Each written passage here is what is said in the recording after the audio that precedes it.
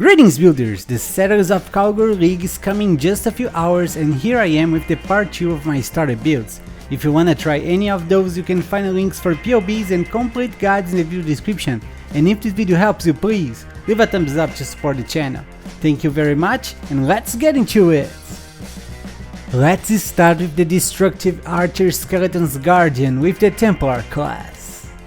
I'm sure that at this point you guys already know the maid skeletons build. Now with the new transfigured gems, we also have the archer skeletons. They are super fast, strong, and even got an amazing buff for this new league. To list the pros of this build, I would start with how balanced it is. Unlike the maid skeletons, this build has a much smoother clear speed and can do even more damage to bosses. This build also is not complicated to put together. We only need one mandatory unique item that is pretty cheap. Above all, as a guardian, we still have 3 damage auras for free and a minion that takes 20% of the damage for us. Now, to list the cons, I'll start saying that even though this build is still very tanky and safe, it's not as tanky as the maid skeleton staff version because it has less block chance. But don't worry, if you mind your position, it will be hard for you to die.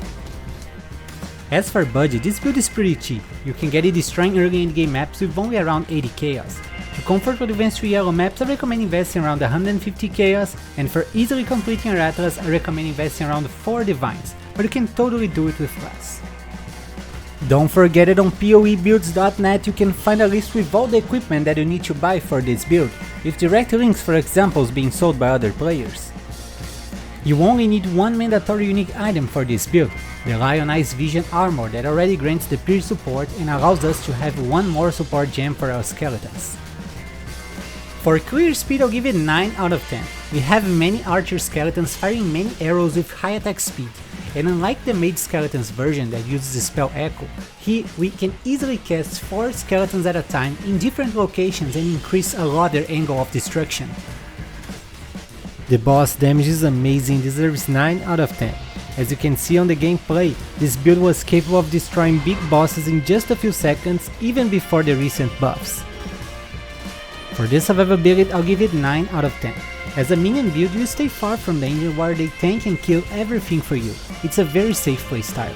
But this build also counts with over 90,000 effective HP because of high armor, block chance, and a minion that takes 20% of the damage for you. I only took 1 point out because since we're not using the staff like the maid skeletons version, we end up with less block chance and effective HP. Next we have the smoking hot Righteous Fire Chieftain with the Marauder class. This is probably the easiest way to have such a strong presence. You just need to walk past the enemies and they will melt and explode without even touching you. To visit the pros of this build, I would start with how simple it is. Because of the Chieftain Ascendance, you only need to stack fire resistance to have all elemental resistance. Because of that, you can also easily cap your chaos resistance. Keeping on that topic, also because of the Chieftain Ascendance, you can also easily have 90% resistance to all elements, making you very tanky without much investment. Above all of that, Righteous Fire is a super fun and smooth build to play because you just run and shield shard your way through many maps per hour. Now to visit the cons, I'll start saying that this build doesn't have a big single target damage without a lot of investment. But don't worry, you'll be able to kill map bosses easily even on a low budget. This build is an amazing league starter and it's meant as a cheap and fast currency farmer. As for budget, this build is cheap. You can get it destroying early endgame maps with only around 70 chaos. To comfort with advanced 3 yellow maps, I recommend investing around 120 chaos, and for easily completing your atlas, you need to invest around 4 divines, mostly in your survivability. You only need 2 mandatory unique items for this build. The first is the Rise of the Phoenix Shield that grants up to 200 life regeneration per second, and most important, plus 5% to maximum fire resistance. Next, we also need the Cloak of Flames armor that grants 40% of the physical damage you take to be received as fire damage. This is great because we have 90% fire resistance. For clear speed, I'll give it 10 out of 10. You just need to run through the maps and enemies will die just because of your presence. It's super smooth and one of the best clear speed experience you're going to have on PoE. The boss damage on the other hand is not great. I'll give it only 7 out of 10 because you need a lot of currency to scale single target damage, but as I mentioned before, this is meant as a map farmer and you can kill map bosses easily on a low budget. For this survivability, I'll give it 9 out of 10. Thanks to the Shift and Ascendance, you can get 90% of all elemental resistance and even easily get maximum chaos resistance. All of that combined with over 2000 life regeneration. I only took 1 point out because it needs more investment to be able to face tank physical bosses. Finally, here's the OP Venom Gyre Deadeye with the Ranger class. Venom Gyre is a very interesting skill which fires a projectile that hits enemies and returns to you, piercing and dealing damage to everything on its path. When the projectile successfully returns to you, you can keep and stack them up to 30 times, and they will all be released at once when you use the Whirling Blades movement skill. To list the pros of this build, I wouldn't even know where to start. It comes with an amazing clear speed, boss damage and a big effective HP. Above all, it's cheap and easy to put together. It doesn't require any mandatory unique item. Now, to list the cons is the real challenge here.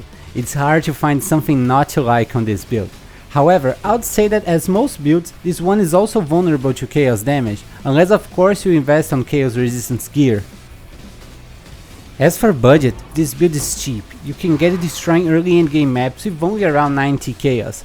To comfortably advance to yellow maps, you need to invest around 120 chaos, and for easily completing your atlas, I recommend investing around 4 divines. For clear speed, I'll give this build 10 out of 10. The Venom Gyre projectile already has an expansive nature for the amount of time it stays dealing damage on screen.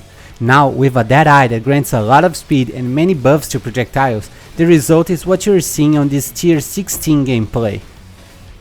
The boss damage is also a 10 out of 10. You can use Vol Venom Gyre to instantly have 50 stacked projectiles and delete bosses with an amazing shotgun effect using Whirling Blades on them. It's just unreal. For this survivability, I'll give it 9 out of 10. This build counts with over 80,000 effective HP because of high armor, high evasion, spell suppression and block chance. And that's it for today, guys. Are you ready for the Settlers of Kalguur League? Please tell me your thoughts in the comments and leave a thumbs up to support the channel.